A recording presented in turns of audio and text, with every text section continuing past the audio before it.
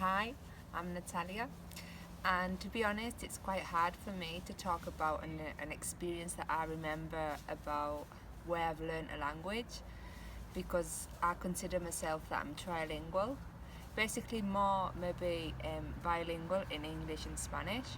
I was born in England, my mum's British, and I've got all my family out there, so this would be my life experience, the fact that my parents met in Lloret de Mar, and my mum was on holiday and my dad is from the south of Spain. So basically I've been brought up in English and in Spanish, so I can't say that. I can only remember that Catalan was the language that I learned in nursery, because my mum or dad, neither of them spoke Catalan, so this was the language that I learned in nursery. So really it's not that I can remember learning it, because I can remember just the thing that some of my friends used to speak Catalan with me. And English was the language that I've been brought up with. My mum's always spoken English with me, and my dad always spoke Spanish, and between them they spoke Spanish, but my dad always spoke Spanish to me, sorry. And then maybe an experience that I remember of another language that I've learned, it could be Catalan, like as I said, in nursery. And then also another language that I understand but I can speak but not much is French.